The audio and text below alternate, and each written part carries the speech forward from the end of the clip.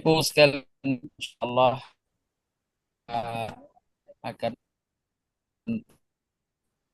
tazkiyatun nufus, pensucian hati menjadi hati yang sehat. Sungguh di dalam diri manusia ada fisik dan ada hati. Dan hati di antara satu komponen dalam tubuh manusia yang sangat menentukan kebaikan dan keburukan hamba tersebut. Disebutkan dari Ibnu Rajab, Ibnu Mas'ud, Nabi SAW bersabda, ketahuilah, sesungguhnya di dalam tubuh ada segumpal daging yang kalau dia baik, maka akan baik pula seluruh anggota tubuh. Dan kalau dia rusak, maka akan rusak pula seluruh anggota tubuh. Ketahuilah, itu adalah hati. Hadis muttafaqun alaih. Ibnu Rajab Al-Hambali berkata dalam hadis di atas, ada isyarat yang menunjukkan bahwa baiknya gerakan anggota tubuh seorang hamba. Dia meninggalkan semua yang diharamkan dan menjauhi semua subhat, baik terkait dengan niat, pikiran, perasaan, lisan, atau perbuatan, bersumber dengan baik atau buruknya gerakan hati. Sekali lagi kita merujuk pada hadis Nabi SAW. Di dalam tubuh ada segumpal daging yang kalau dia baik, maka akan baik pula seluruh anggota tubuh. Kalau akan rusak pula seluruh anggota tubuh. Ia ada di dalam Al-Quran. Allah Subhanahu wa Ta'ala firman, qad aflaha man zakkaha wa qad khaba man dassaha. Sesungguhnya beruntunglah orang yang mensucikan hatinya, membersihkan hatinya, dan merugilah orang yang mengotorinya. Qad aflaha man zakkaha wa qad khaba man dassaha.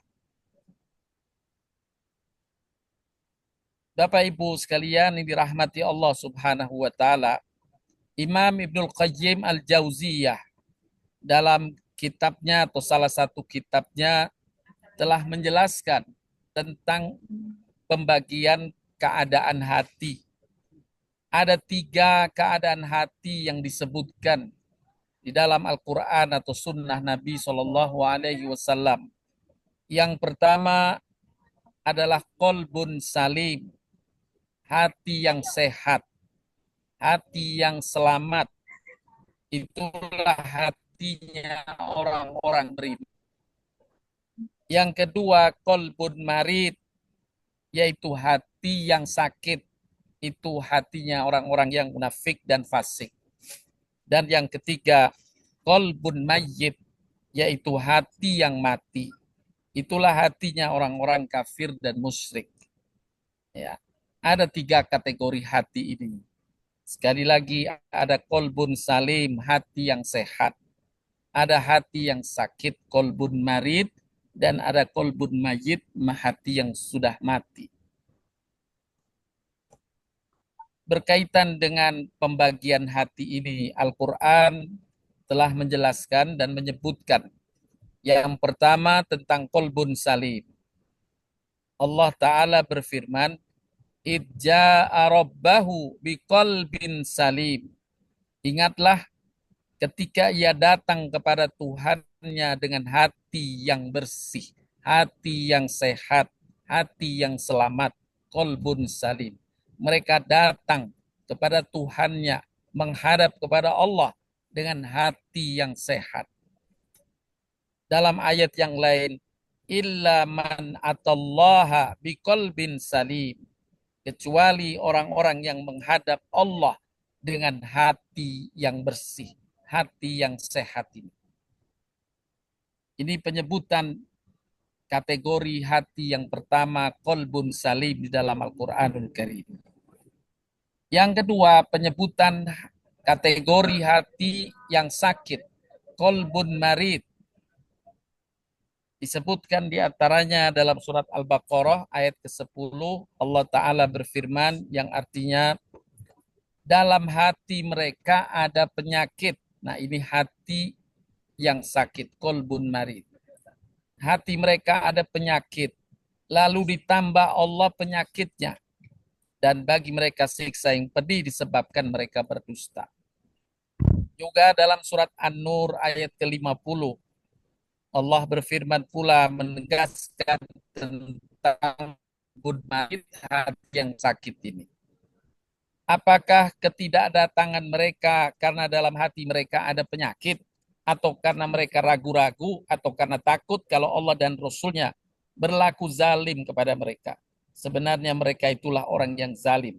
Jadi orang-orang yang disebutkan oleh Allah dalam ayat ini memiliki hati yang sakit. Kolbun marid. Kemudian juga kita temukan dalam ayat ke-125 surat At-Taubah. Wa ammal ladzina fi qulubihim maradun fazadathum rijsan ila rijsihim wa matu wa hum kafirun. Adapun orang-orang yang di dalam hati mereka ada penyakit. Di dalam hati mereka ada penyakit. Fi qulubihim maradun. Inilah yang dikategorikan qalbun marid, hati yang sakit. Kemudian kategori yang ketiga, qalbun mayyit, hati yang sudah mati. Allah firmankan di antaranya dalam surat Al-Mu'min ayat ke-35. Allah berfirman yang artinya, yaitu orang-orang yang memperdebatkan ayat-ayat Allah tanpa alasan yang sampai kepada mereka. Amat besar kemurkaan bagi mereka di sisi Allah dan di sisi orang-orang beriman. Demikianlah Allah mengunci mati hati orang yang sombong dan sewenang-wenang. Ini penyebutan kolbun mayyit, hati yang mati. Kita temukan pula dalam surat Al-Baqarah ayat ke-7, Allah berfirman yang artinya, Allah telah mengunci mati hati dan pendengaran mereka, serta penglihatan mereka ditutup, dan bagi mereka siksa yang amat berat. Nah, inilah kategori hati manusia yang disebutkan oleh Allah dalam Al-Quran, yang dirangkum oleh Imam Qayyim. Ada hati yang sehat, hati yang selamat, kolbun salim. Yang kedua tadi, kolbun marid, hati yang sakit. Yang ketiga, kolbun mayyit, hati yang mati. Bapak Ibu sekalian yang dirahmati Allah Subhanahu wa Ta'ala, tentu kita berharap hati kita semua tergolong hati yang sehat, hati yang selamat, kolbun salim. Karena itulah yang akan disambut oleh Allah dengan penyambutan kasih sayang dan kecintaan Allah kepada hamba-hambanya yang memiliki hati yang sehat, memiliki kategori kolbun salim. Tentang pentingnya hati telah dijelaskan pula di dalam Al-Quran yang diuraikan oleh Imam Qayyim. Yang pertama, hati ini sebagai sumber membuat keputusan dalam keyakinan. Sehingga dalam kehidupan menentukan keputusan yang disandarkan pada keyakinan itu hal yang sangat urgent, sangat penting. Allah Ta'ala berfirman dalam surat At-Taubah ayat 110 yang menyebutkan bahwa memberi perumpamaan dalam kehidupan ini seperti bangunan-bangunan yang kokoh yang akarnya adalah hati yang sehat. Bangunan-bangunan yang mereka dirikan itu senantiasa menjadi pangkal keraguan dalam hati mereka, kecuali bila hati mereka telah hancur. Dan Allah Maha mengetahui lagi Maha bijaksana. Ayat ini menjelaskan bahwa banyak manusia ya melakukan suatu aktivitas yang disandarkan pada keraguan hati. Ya, tidak mapan hatinya, tidak mantap hatinya, ragu, sak, gelisah dan sebagainya. Ya. Manusia yang memiliki sandaran hati semacam ini, hati yang tidak sehat, bahkan hati yang mati, maka akan memunculkan aktivitas dalam kehidupannya yang keropos, seolah-olah bangunan tanpa akar yang kuat, bangunan tanpa fondasi yang kuat, atau tanaman tanpa akar yang kokoh. Hati berfungsi dalam menentukan keputusan apakah ia yakin, benar, atau ragu. Juga dalam ayat yang Allah berfirman, dan menjadi kosonglah hati ibu Musa. Sesungguhnya hampir saja ia menyatakan rahasia tentang Musa. Seandainya tidak kami teguhkan hati mereka atau hati ibunda Musa, supaya dia termasuk orang yang percaya kepada janji Allah. Hati orang mukmin itu yakin kepada Allah, mantap pada Allah, tidak ada keraguan sedikit pun kepada Allah. Ya, bila seperti juga dikisahkan yang pernah juga saya sampaikan, Abu Bakar Siddiq ketika suatu masa ia sedang gelisah, Nabi SAW mengingatkan, la tahzan innallaha ma'ana. Jangan kamu takut, Allah beserta kita. Karena hati Abu Bakar yang sehat dan selamat, yakin akan apa yang Nabi kabarkan, bahwa Allah selalu menyertainya, maka Abu Bakar pun menjadi tenang kembali. Hilanglah ketakutan, hilanglah kegelisahan. Bila kita diingatkan semisal kita sedang gelisah, adalah sifat manusiawi. Kemudian kita membaca Al-Quran, mentadaburi Al-Quran. Ada kabar dari Al-Quran, firman Allah langsung. Kita temukan semisal dalam surat At-Taubah tadi. La tahzan innallaha ma'ana. Jangan kamu takut, Allah selalu besertamu. Ma wadda'aka rabbuka wa ma qala. Sungguh Allah tidak pernah meninggalkanmu bila engkau beriman. Allah selalu mencintaimu jika engkau beriman. Allah selalu menolongmu. La haula wa la quwata illa billah. Tidak ada kekuatan kecuali milik Allah. Bismillahi masya Allah. La yasukul khair. La yasrifu su'a illallah. Bismillahi masya Allah. Makana min ni'matin faminallah. Bismillahi masya Allah. La hawla wa la quwata illa billahil alil azim. Dengan nama Allah, aku meyakini segala sesuatu terjadi karena kehendak Allah. Dan Allah selalu berpihak kepada hambanya yang beriman dan berbuat kebaikan. Innallaha yuhibbul muhsinin. Allah mencintai hamba-hambanya yang suka berbuat kebaikan dengan sandaran iman.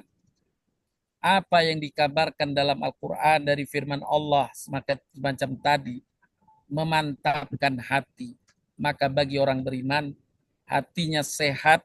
Ketika ada kabar semacam itu, dia yakin dan bulat, tanpa ragu, tidak sakwa sangka lagi. Dia sandarkan sepenuhnya kepada Allah. Ya. Dia sandarkan kepada Allah. Amma yujibul muttarra idza da'ahu wa yaksif su'a wa yaj'aluka fa'al ar'a ilahumma Allah.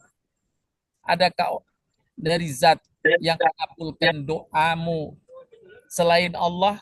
Apakah ada Tuhan selain Allah pada dirimu? Orang yang beriman mantap. Hanya Allah. La ilaha illallah. La hawla wa la quwata illa billah. Hasbunallah wa ni'mal wakil. Ni'mal maula wa ni'man nasir. Cukuplah Allah sebagai penolongku. Cukuplah Allah yang mewakili segala urusanku. Nah, kemantapan hati semacam itulah masuk kategori hati yang sehat. Tidak ada keraguan dan sangka buruk kepada Allah Subhanahu wa ta'ala. Itu berkaitan dengan sandaran hati yang sehat, keputusan dalam akal dan perbuatan. Kemudian yang kedua, hati berkaitan dengan perasaan, rasa, ya, gembira dan sedih. Allah Ta'ala berfirman dalam surat Az-Zumar ayat 45. Dan apabila hanya nama Allah saja disebut, kesallah hati orang-orang yang tidak beriman kepada kehidupan akhirat. Selain Allah yang disebut tiba-tiba, mereka bergirang hati. Hati yang sehat, bila disebut nama Allah, diingatkan dengan asma Allah, sifat-sifat Allah, kabar baik dari Allah. Dia senang hati, perasaannya gembira, lapang.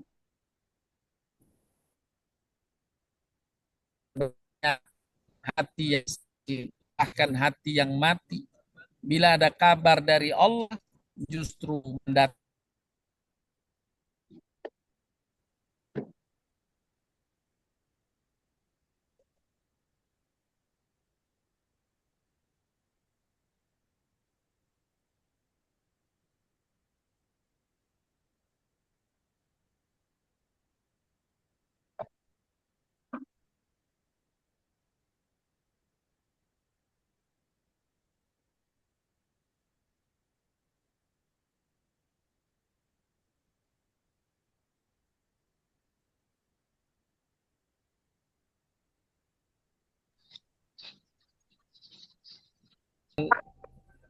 peran hati, keyakinan, peran hati dalam perasaan, dan yang ketiga, peran hati dalam perbuatan, baik ucapan maupun perbuatan tangan dan yang lainnya.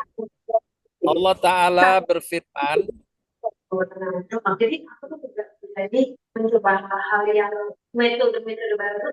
Aku mau. Allah Ta'ala berfirman dalam surat Al-Had, yang artinya, maka apakah mereka tidak berjalan di muka bumi, lalu mereka mempunyai hati yang dengan itu mereka dapat memahami atau mempunyai telinga yang dengan itu mereka dapat mendengar. Karena sesungguhnya bukanlah mata itu yang buta, tetapi buta itu ialah hati di dalam dada. Ya, bila hati sudah tidak sehat, dia seolah-olah buta. Dia tidak bisa melihat kebenaran, tidak terdorong untuk melakukan amal kebaikan. Nah, itu pertanda hati yang tidak sehat. Hati yang sehat termotivasi untuk melakukan perbuatan-perbuatan baik, termotivasi untuk menyampaikan kata-kata yang baik sesuai dengan apa yang Allah perintahkan.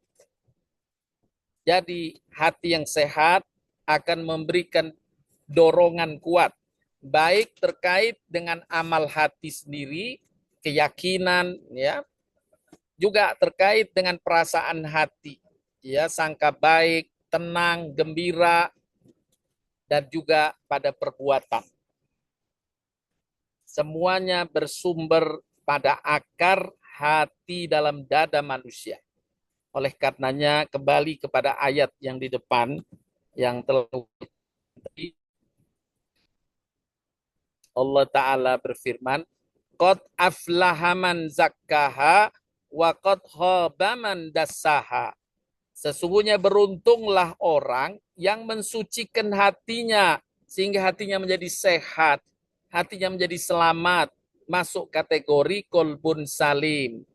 Bila hati kotor, maka bisa masuk kategori kolbun marid, hati yang sakit, bahkan hati yang mati. Sekali lagi Allah firmankan, qad aflaha man zakkaha. Beruntung orang yang selalu mensucikan hatinya. Wa qad khaba man dassaha. Sungguh merugilah orang yang selalu mengotori hatinya. Bapak Ibu sekalian yang dirahmati Allah Subhanahu wa taala. Allah menciptakan hati manusia hanya memiliki satu rongga. Yang oleh Imam Ibnu Qayyim juga para ulama lainnya diberi perumpamaan seperti gelas tampungan air, kemudian dia diisi air sampai penuh, maka dia tidak bisa lagi diisi air kecuali akan tumpah. Dia hanya bisa diisi sesuai dengan kapasitas hati itu hanya satu jenis. Tidak bisa diisi dengan sesuatu yang bertentangan. Allah Ta'ala berfirman dalam surat Al-Ahzab, Allah sekali-kali tidak menjadikan bagi seseorang dua buah hati dalam rongganya. Kalau seorang hamba hatinya sudah yakin, tidak bisa lagi dimasukkan sifat keraguan. Bila seorang hamba hatinya sudah menyandar kepada Allah, dia yakin sandarannya kepada Allah, maka syaitan yang selalu ingin mengganggu keadaan hati itu akan terpental. Allah hanya menjadikan satu rongga dalam hati. Dalam perumpamaan yang lain, sifat hati ini seperti wadah yang ditempati butiran gandum. Bila yang kita masuk ke gandum putih terlebih dahulu sampai penuh, maka butiran hitam yang akan masuk terkemudian tidak akan ditampung oleh hati, kecuali ditumpahkan atau ditolak. Demikian halnya bila hati telah dipenuhi dengan pernyataan-pernyataan kebenaran, maka bila kemudian masuk ke dalamnya pernyataan kebatilan, otomatis hati akan menolaknya. Sebaliknya, bila sebelumnya hati dipenuhi oleh pernyataan kebatilan, maka pernyataan kebenaran yang menyusulnya pasti juga oleh hati dilemparkan dan ditolak. Itulah sifat hati yang kita harus berhati-hati. Jangan memasukkan ke dalam hati pernyataan-pernyataan yang buruk, pernyataan-pernyataan kebatilan. Karena pernyataan kebenaran akan sulit masuk. Kebaikan akan susah masuk. Bila ruang hati, rongga hati kita telah dipenuhi dengan pernyataan kebatilan dan pernyataan keburukan. Sifat hati hanya bisa diisi satu gagasan saja. Ini diumpamakan pula oleh para ulama sifat hati. Bila pernyataan kebenaran diumpamakan air putih dan pernyataan kebatilan itu air hitam, maka bila wadah telah dipenuhi air hitam, maka membutuhkan air putih yang sangat banyak untuk mengubah warna hitamnya. Sebaliknya, untuk mengubah air putih mungkin cukup dengan memasukkan satu tetes air hitam, maka tercemarilah air putih dalam gelas itu. Tercemarilah kebenaran itu. Oleh karenanya Allah Ta'ala selalu mengingatkan kita dari kebatilan-kebatilan. Karena kita mengaji kebatilan masuk ke dalam hati, bisa menggugurkan kebenaran yang banyak. Ya. Yang diumpamakan dalam surat An-Nahl, seorang wanita yang sedang membuat sulaman. Kemudian atas kelengahannya, dia sadar mengurekan sulamannya. Itu perumpamaan orang yang sudah hatinya dipenuhi dengan kebenaran, tiba-tiba ia memasukkan satu tetes kebatilan, satu tetes kebatilan itu seolah air yang berwarna hitam, atau anggap saja sebagai tinta yang berwarna hitam atau biru tua, akan mencemari warna air yang ada dalam gelas itu. Itulah kehati-hatian terhadap kemusyrikan diantaranya. Satu kemusyrikan bisa menggugurkan iman yang banyak. Na'udzubillah min dzalik. Pergi ke dukun itu bentuk kepercayaan pada kemusyrikan, akan menggugurkan keimanan yang kebenaran yang banyak dalam hati. Allah tidak anggap itu. Na'udzubillah min dzalik. Yang dirahmati Allah SWT. Pintu hati untuk masuknya tadi seumpama gelas yang kosong, memasukkan air ke dalam hati, ada dua pintunya. Satu pintu akal dan yang kedua pintu rasa. Maka hati-hati ketika kita akan memasukkan ke dalam rongga hati melalui akal kita, melalui rasa atau perasaan kita.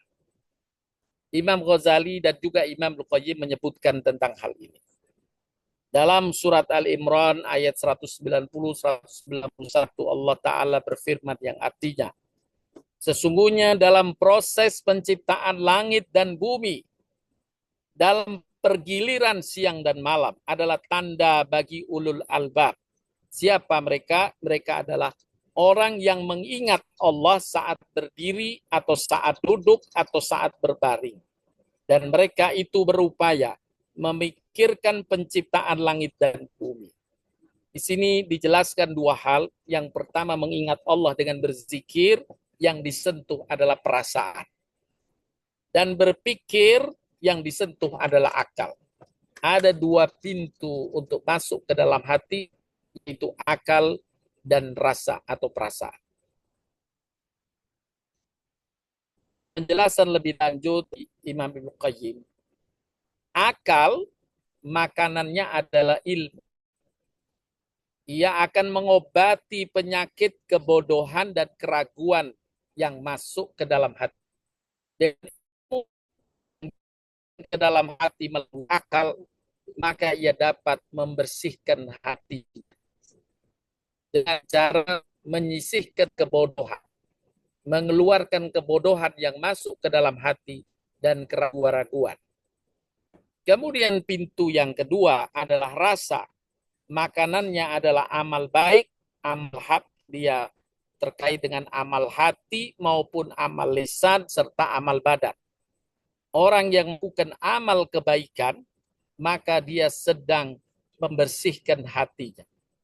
Ia mengobati penyakit-penyakit hati, diantaranya iri, dengki, suka mengeluh, malas, kikir. Itu semua bersumber dari hati yang tidak sehat. Jadi ada dua sumber untuk bisa kita masukkan sesuatu kebaikan ke dalam hati. Melalui akal dengan ilmu, melalui rasa atau perasaan dengan amal-amal kebaikan. Pintu yang pertama tadi melalui akal dengan ilmu dan melalui perasaan dengan amal kebaikan sebagai obat hati. Allah Ta'ala berfirman dalam surat Al-Alaq ayat 1-5. Ketika ini adalah wahyu pertama yang disampaikan kepada Nabi SAW. Iqra bismi rabbikal ladzi khalaq. Al-ayah. Bacalah dengan menyebut nama Tuhanmu yang menciptakan. Dia Allah telah menciptakan manusia dari segumpal darah.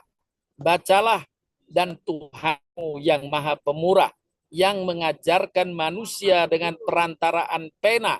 Dia Allah mengajarkan manusia apa yang tidak diketahuinya. Allah yang mengajarkan, kemudian manusia menangkap melalui akalnya dan memasukkannya ke dalam hati sebagai pembersih hatinya dengan kebenaran ilmu. Dalam ayat yang lain Allah berfirman, sebenarnya Al-Quran itu adalah ayat-ayat orang-orang yang diberi ilmu. Al-Quran adalah ilmu yang dimasukkan ke dalam dada atau hati orang-orang yang beriman. Dan ia jadi yakin dengan kebenarannya, menjadi mengklarifikasi tentang kebatilan. Maka kebatilan-kebatilan yang sudah tertanam dalam hati disingkirkan dengan datangnya Al-Quran sebagai pembersih hati. Oleh karenanya disebutkan Al-Quran adalah as-sifa. Al-Quran adalah obat. Al-Quran adalah obatnya hati. Ketika Al-Quran itu dibaca, ditadaburi, maka secara akal manusia akan menerima kebenarannya dan membuang kebatilan-kebatilan yang bercokol dalam hati. Itulah yang dimaksud dengan Al-Quran sebagai sifat, sebagai obat. Oleh karenanya Allah Ta'ala menyuruh kita, mendorong kita terus menimba ilmu. Dalam rangka apa? Dalam rangka membersihkan hati.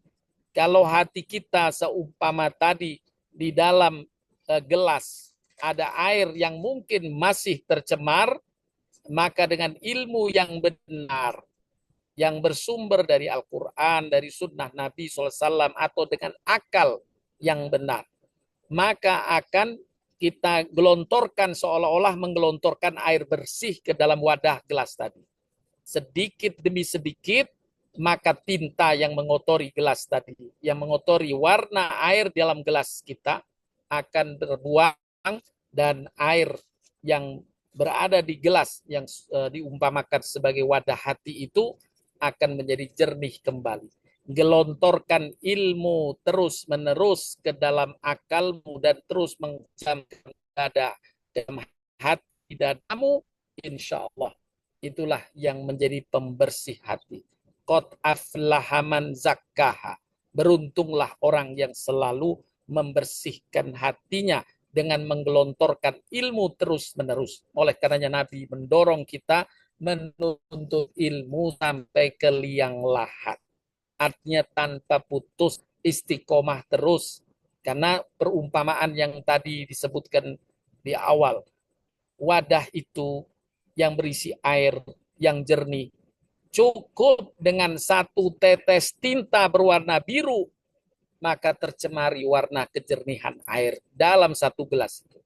Tapi bila air yang dalam gelas itu warnanya sudah warna biru tua, untuk menggelontorkan air, untuk membersihkan warna biru dalam air yang tertampung dalam gelas tadi, berapa banyak air bersih yang harus kita gelontorkan.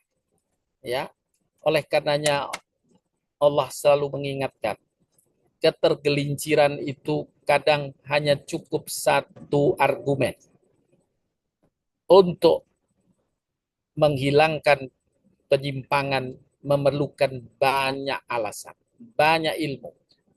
Untuk menyesatkan orang hanya satu, seperti Nabi Adam alaihissalam beserta istrinya.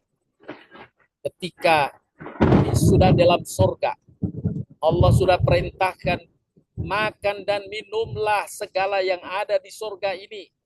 Hanya satu saja pohon yang kamu jangan makan buahnya, yakni buah huldi itu.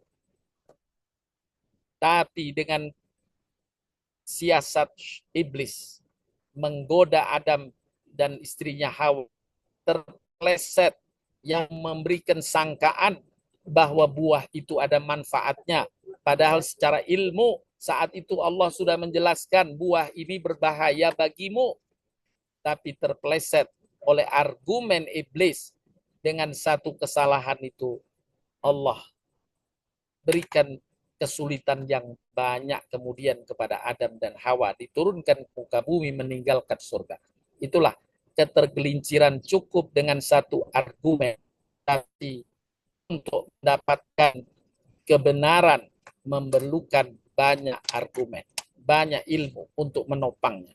Inilah alasan kenapa kita diminta dari awal terus-menerus menuntut ilmu. Istiqomah dalam berilmu adalah bagian untuk membersihkan hati. Sekali lagi Allah berfirman, qad aflaha man zakkaha. Sungguh beruntung orang yang lalu membersihkan hatinya melalui jalan istiqomah menuntut ilmu. Dalam ayat yang lain Allah berfirman, berimanlah kamu kepadanya, atau tidak usah beriman, sama saja bagi Allah.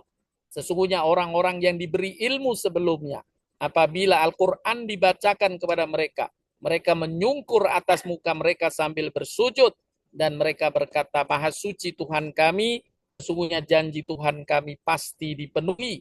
Dan mereka menyungkur atas muka mereka sambil menangis, dan mereka bertahusu karena mendapatkan kebenaran yang hakiki dalam Al-Quran. Selanjutnya, Bapak Ibu sekalian yang dirahmati Subhanahu wa Ta'ala, kebutuhan manusia terhadap ilmu, ini ungkapan dari Imam Ahmad rahimahullah. Kebutuhan kita terhadap ilmu melebihi kebutuhan kita terhadap makan dan minum. Dan demikian itu karena seorang membutuhkan makan dan minum sekali atau 2 kali sehari. Adapun kebutuhannya terhadap ilmu sebanyak tarikan nafasnya. untuk membersihkan hatinya, dia harus banyak memasukkan ilmu ke dalam pikiran dan diturunkan ke dalam hati. Di dalam ayat yang lain surat Al-Ma'arij ayat 19 sampai 25, Allah dalam ayat ini menjelaskan juga tentang amal sebagai obat hati. Selain ilmu, ada amal sebagai obat hati. Allah berfirman yang artinya, sesungguhnya manusia diciptakan bersifat suka berkeluh kesah lagi kikir, dan ini adalah terpancar dari hati yang tidak sehat. Ya, keluh kesah yang berulang adalah wujud adanya hati yang sakit. Kekikiran juga perwujudan dari adanya hati yang sakit. Dan ini menjadi, Allah sampaikan dalam ayat ini, menjadi sifat kebanyakan orang. Manusia diciptakan suka berkeluh kesah lagi kikir. Apabila ia ditimpa sedikit kesusahan, ia banyak berkeluh kesah.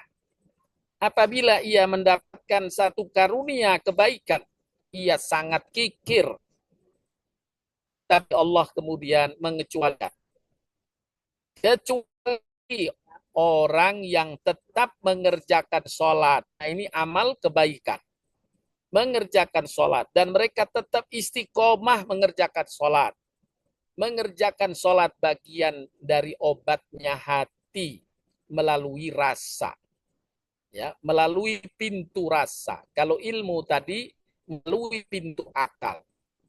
Melalui pintu rasa. Dia sebagai obat hati. Dengan amal kebaikan semisal sholat. Kemudian amal yang kedua, orang-orang yang dalam hartanya tersedia bagian tertentu bagi orang miskin yang meminta dan orang miskin yang tidak mau meminta. Ini juga amal kebaikan pada sesama. Amal kita telah memahami, Islam mengajarkan amal-amal hablu minallah seperti halnya sholat, dan amal-amal hablu minan nas sepertinya salah satu yang disebutkan dalam ayat ini adalah berbagi dengan sesama, menolong sesama. Dua amalan ini adalah bagian dari pembersih hati. Siapa yang menunaikannya, Allah jamin adalah bagian dari amal qad aflaha man zakkaha. Orang-orang yang membersihkan hatinya. Beruntung mereka yang membersihkan hatinya dengan amal kebaikan atau amal soleh. Dalam surat Shad ayat 45 Allah Ta'ala berfirman, ingatlah hamba-hamba kami yakni Ibrahim, Ishak dan Yakub yang mempunyai perbuatan amal yang besar dan ilmu yang tinggi. Nah, dua kategori tadi yang bisa membersihkan hati terpenuhi dengan apa yang Allah sampaikan dalam surat Shad 45. Ilmu yang tinggi itu pembersih hati melalui akal. Perbuatan atau amal-amal yang besar, amal-amal yang banyak, itu pembersih hati melalui perasaan. Dengan dua amalan ini, yakni selalu memasukkan ilmu dan selalu berbuat kebaikan, akan terwujud hati yang bersih, hati yang sehat, yakni kolbun salim, mengobati hati yang sakit, kolbun marid, bahkan menghidupkan hati yang mati, kolbun mayit. Ya, tiga kategori hati tadi, ada kolbun salim, hati yang sehat, hati yang selalu dimasukkan ke dalamnya ilmu-ilmu yang bermanfaat dan selalu diiringi dengan amal-amal kebaikan yang bisa mengasah hati kita menjadi hati yang sehat. Sedangkan tumpulnya ilmu, ya, berhentinya ilmu dimasukkan ke dalam hati melalui akal akan menjadikan hati sakit. Bahkan naudzubillah min dalik, hati menjadi mati. Tidak mendapatkan makanan. Makanan hati adalah ilmu dan juga amal-amal kebaikan. Bapak Ibu sekalian yang dirahmati Allah SWT, dapat kita simpulkan bahwa hati tak akan jernih. Hati tidak bisa sehat tanpa ilmu dan amal kebaikan. Mungkin ada orang yang berilmu, ini juga disampaikan dalam Al-Quran. Ada orang yang berilmu tanpa amal, yang masuk hanya ilmu, yang membersihkan ilmu tanpa diiringi dengan membersihkan hati melalui amal-amal kebaikan. Maka ia hanya mendapatkan hati yang sakit. Juga ada amal dikerjakan tanpa ilmu. Amal yang tidak disandarkan pada ilmu, hanya ngikut saja, ya, tanpa memahami kebenaran dari amalan tersebut. Juga tidak mendatangkan hati yang sehat. Apalagi bila sudah tanpa ilmu, juga tanpa amal, hati itu menjadi mati. Yang diperintahkan, hendaklah hati selalu diasah dengan ilmu, dibersihkan dengan ilmu dan amal kebaikan. Maka itulah yang akan menjadikan hati kita hati yang sehat, qalbun salim. Sekali lagi kita diingatkan dalam ayat tadi pertama saya nukilkan, qad aflaha man zakkaha wa qad khaba man dassaha. Sungguh beruntung orang yang selalu membersihkan hatinya dengan istiqomah menuntut ilmu dan berbuat amal-amal kebaikan. Dan sungguh merugilah orang yang selalu mengotori hatinya, ya, mengotori hatinya, membiarkan kebatilan masuk tanpa disaring dengan ilmu kebenaran dan melakukan perbuatan-perbuatan yang buruk. Itu menjadi sumber penyakit hati dan menjadikan hati juga akan menjadi mati. Mari Bapak Ibu sekalian, kita sehatkan hati kita. Terus insya Allah hati kita sudah sehat dengan keberimanan dan amal soleh kita. Ya, insya Allah Allah menjaga hati kita menjadi hati yang sehat selalu. Tapi perlu kita jaga kesehatan sebagaimana kita menjaga kesehatan badan kita. Ya, nah kunci menjaga kesehatan hati, terus istiqomah menuntut ilmu dan istiqomah dalam beramal soleh, paling tidak 2 amalan yang telah tadi disebutkan dalam surat Al-Ma'arij, yaitu sholat 5 waktu terjaga dan sedekah terjaga. Bila 2 amalan ini terjaga, insya Allah hati tetap sehat, ilmu dan amal soleh. Bapak Ibu sekalian yang dirahmati Allah Subhanahu wa taala, adapun selanjutnya menjelaskan tentang sumber penyakit hati itu. Sumber kekotoran hati yang menyebabkan hati sakit, bahkan hati mati.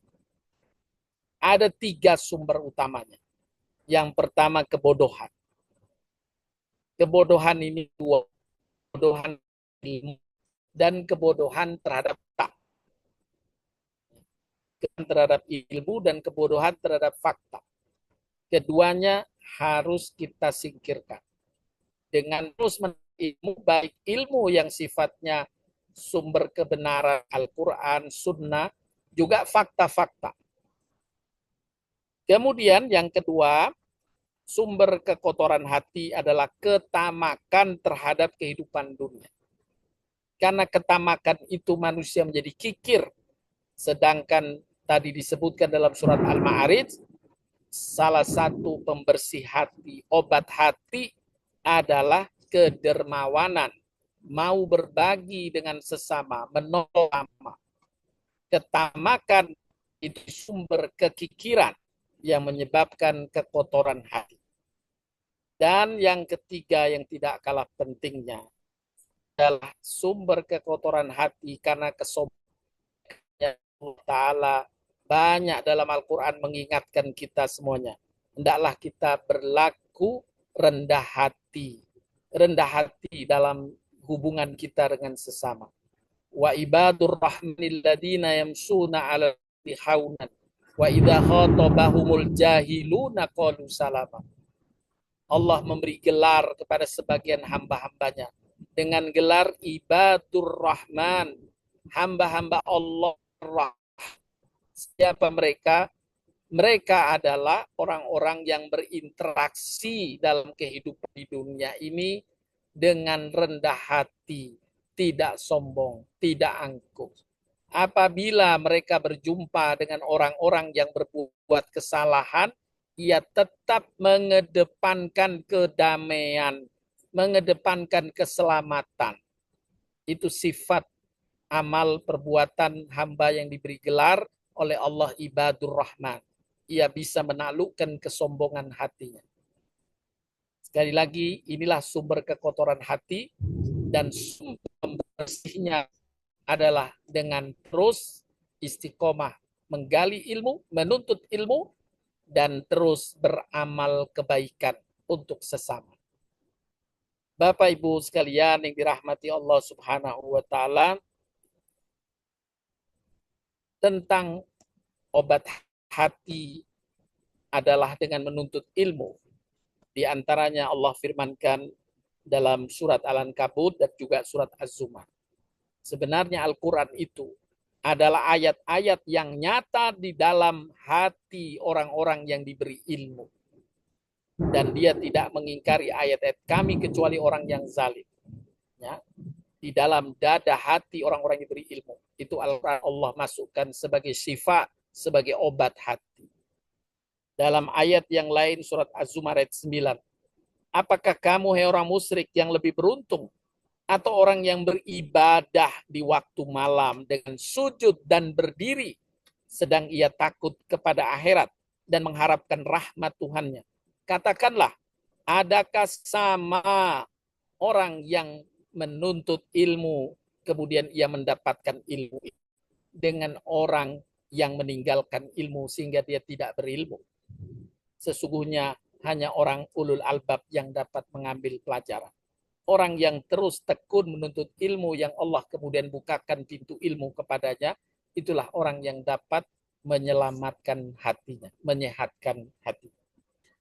Bapak Ibu sekalian yang dirahmati Allah Subhanahu wa taala, itulah yang dapat disampaikan pada kajian pagi hari ini, yaitu yang pertama menjelaskan bahwa kita terus hendaknya berupaya qad aflaha man zakkah, untuk selalu membersihkan, karena begitu pentingnya hati, baik dalam menetapkan keyakinan, dalam perasaan, dan dalam mendorong perbuatan baik.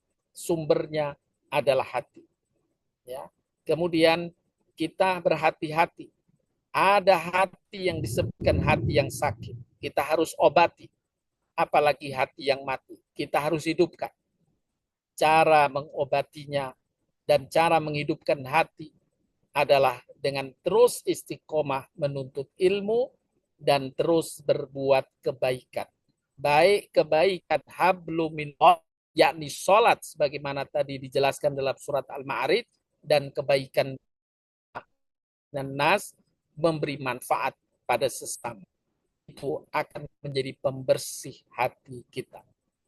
Inilah yang dapat disampaikan. Mohon maaf bila ada kata yang kurang berkenan dan juga tadi atas keterlambatan kami membuka. Semoga Allah berikan ganjaran walaupun berkurang waktunya, ganjaran yang Allah limpahkan kepada Bapak Ibu, Allah sempurnakan. Untuk selanjutnya, bila ada yang ingin ditanyakan dan didiskusikan, dipersilahkan. Pak Ustadz, satu pertanyaan aja Pak Ustadz ya, karena Pak Ustadz Ya, sedang silakan. dalam perjalanan. Ya, silakan Ibu, satu pertanyaan aja. Mbak Lili boleh tanya Mbak Lili. Silakan Bu Endang. Endang. Assalamualaikum warahmatullahi wabarakatuh. Pak Ustadz, terima kasih atas waktunya Mbak Lili. Pak Ustadz, bukannya manusia difitrahkan, dilahirkan dengan hati yang bersih. Kenapa dia punya sifat hati yang mati dan sakit? Yang pertama. Terus yang kedua, kita minta hati yang bersih. Orang tua saya selalu mengajarkan kita minta dalam doa itu diminta, ya Allah jauhkanlah hamba dari sifat iri, dengki, dan dendam. Pokoknya penyakit hati lainnya gitu. Itu selalu orang tua saya ajarkan, itu diminta dalam doa. Sama satu lagi, selagi diberi kesempatan, kita banyaklah berbuat baik. Gitu aja Pak Ustadz. Terima kasih. Makasih Mbak Lili. Assalamualaikum. Baik, betul. Jadi Allah ciptakan manusia awalnya itu dengan hati yang bersih, fitrah itu bersih, ya. Allah ciptakan dengan hati yang bersih. Kemudian syaitanlah yang mengotorinya, yang diberikan ilustrasi dalam Al-Quran berkaitan dengan tadi yang saya sebutkan, Adam dan Hawa. Allah ciptakan Adam dengan kesucian fitrahnya, demikian juga istrinya Hawa. Diberikan sumber daya surga yang luar biasa. Iblis datang mengganggu, mengotori hatinya. Untuk percaya pada omongan iblis, meninggalkan omongan Allah atau firman Allah yang menjelaskan, makanlah seluruh isi kenikmatan surga ini. Hanya satu jangan kau makan, yaitu buah huldi. Tapi iblis selalu memberikan pengotorannya, akhirnya hati Adam dan Hawa pun terpeleset. Ya, demikian pula kita semua diciptakan awalnya adalah bersih hati itu. Tapi Nabi memberikan ilustrasi, sesungguhnya hati fitrah itu bersih, lingkungan lingkungannya lah yang mengotorinya, ya, karena memasukkan ilmu-ilmu yang tidak benar ya ke dalam hati, kemudian pula selain memasukkan ilmu dengan amal-amal yang tidak benar pula, maka sedikit demi sedikit terkotori hati. Na'udzubillah min dzalik.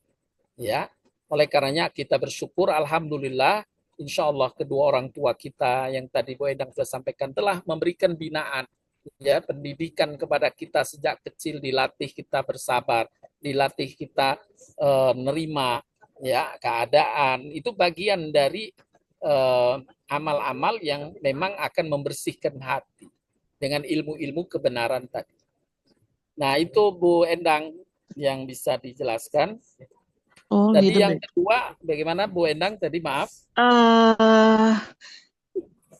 Karena kita pengen punya hati yang bersih, jadi orang tua saya selalu mengajarkan kalau setiap doa 5 waktu, sholat 5 Ya, waktu, maupun sunnah, itu diminta doa dalam doa itu. Ya Allah, ya, jauhkanlah hamba dari penyakit hati gitu, Pak Ustadz. betul. Memang benar begitu ya. Bahkan ya doa kita tadi doa atina min ladunka rahmatan hayyi lana min amrina rasyada, itu juga direkomend oleh para ulama, adalah bagian dari doa bersih hati. Ya, doa dalam surat Al-Kahfi ayat ke-10 yang tadi sudah tayangkan awal. Rabbana atina min ladunka wa hayyi lana min amrina rasyada. Nah, juga doa-doa yang lain untuk kebersihan hati, ya, dipersilahkan. Ada juga doa dari Nabi Sallallahu Alaihi Wasallam, sebentar saya akan tayangkan.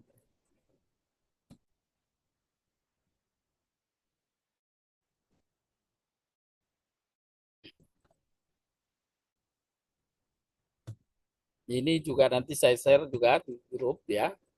Ini doa kebersihan hati dari Nabi Sallallahu Alaihi Wasallam.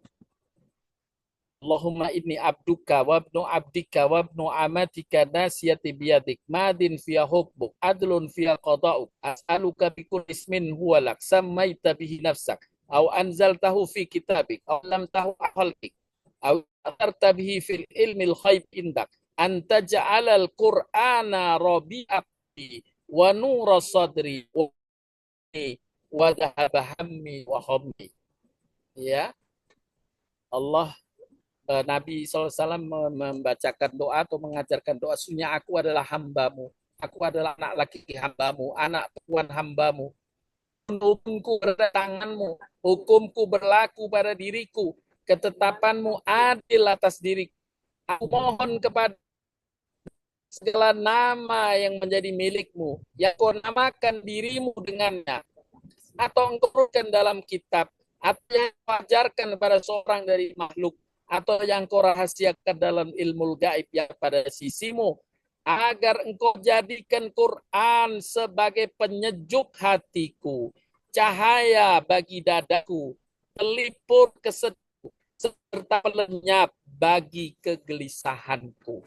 Ya, kesedihan, kegelisahan, ini penyejuk hati adalah Al-Quran. Kita mohon bimbingan dari Allah agar bisa menjadikan hati kita kebun salim, hati yang sehat. Nah, ini di antara doa. Jadi Bu Endang, doa yang tadi Bu Endang sampaikan, walaupun dalam bahasa Indonesia yang diajarkan, itu adalah satu hal yang bermanfaat. Kita doa dengannya, tapi tetap harus terus menimba ilmu tentang kebenaran dan beramal soleh.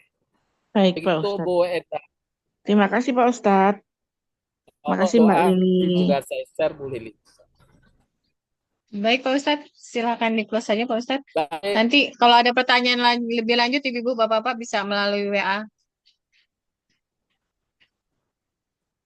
baik Bu Pak Ustadz. Lili, Bapak Ibu sekalian, mungkin tadi kebetulan nih kami dengan rombongan jamaah haji, alumni haji tahun 2015, kita sedang rihlah ya, insya Allah selain menikmati keindahan alam, juga kita akan mendalami kajian-kajian di silaturahim dan kajian ini kita dengan rombongan berada di Cikole.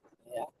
Mohon doanya untuk kebaikan kami semuanya dalam rihlah dan mendapatkan keberkahan dengan silaturahim dan keberkahan dengan ilmu yang kita akan dalami. Terima kasih Bapak Ibu, mohon maaf sekali lagi atas penundaan tadi kajian pagi hari ini. Terima kasih sekali lagi Bu Lili, saya cukupkan, wabillahi taufiq wal hidayah. Subhanakallahumma wa bihamdika asyhadu an la ilaha illa anta astaghfiruka wa atubu ilaik. Assalamualaikum warahmatullahi wabarakatuh.